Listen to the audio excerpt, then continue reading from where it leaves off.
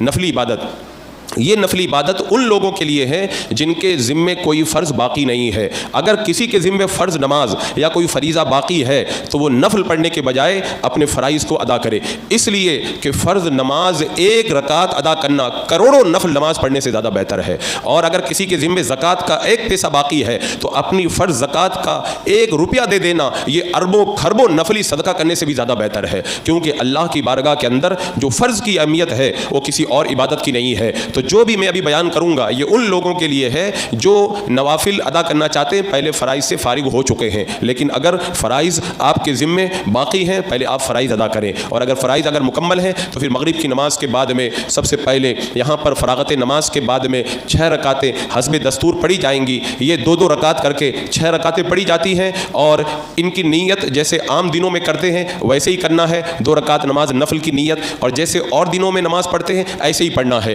فرق صرف اتنا ہے کہ 2 رکعت پڑھ کے جب آپ سلام پھیر دیں تو 1 مرتبہ سورہ یاسین پڑھنا ہے، پھر 2 رکعت پڑھ کے سلام پھیر دیں، پھر سورہ یاسین پڑھنا ہے، پھر 2 رکعت پڑھ کے سلام پھیر دیں، پھر سورہ یاسین پڑھنا ہے۔ اگر کسی کو سورہ یاسین یاد نہ ہو تو ہر 2 رکعت کے بعد میں وہ اگر چاہے تو 21 مرتبہ قل ہو اللہ شریف پڑھ سکتا ہے۔ اور دوسری بات یہ ہے ہر 2 رکعت کے بعد میں اللہ کی بارگاہ میں دعا کرنی ہے۔ پہلے جب 2 رکعت پڑھیں گے 21 بار قل ہو اللہ شریف پڑھ لیں گے، دعا کریں گے اللہ ان نماز کی برکت سے تو مجھے بھلائی کے ساتھ لمبی عمر عطا فرما۔ پھر 2 رکعت پڑھیں گے 21 مرتبہ قل ہو اللہ شریف پڑھ لیں گے، اللہ کی بارگاہ میں دعا کریں گے اے اللہ اس نماز کی برکت سے تو مجھے بلاؤں سے محفوظ و مامون فرما۔ اس کے بعد میں پھر 2 رکعت پڑھیں گے اور پھر قل ہو اللہ شریف سے فارغ ہو جائیں گے، پھر اللہ کی بارگاہ میں دعا کریں گے اے اللہ مجھے تو اس نماز کی برکت سے مخلوق کا محتاج مت بنا، اپنا محتاج بنا، یعنی تو اپنی بارگاہ سے مجھے خوب روزی عطا فرما۔ یہ اس طریقے سے 6 نمازیں جب ادا کر لیں گے اس کے بعد میں دعائے نصف شعبان انشاءاللہ ہم لوگ سب مل کر کے پڑھیں گے،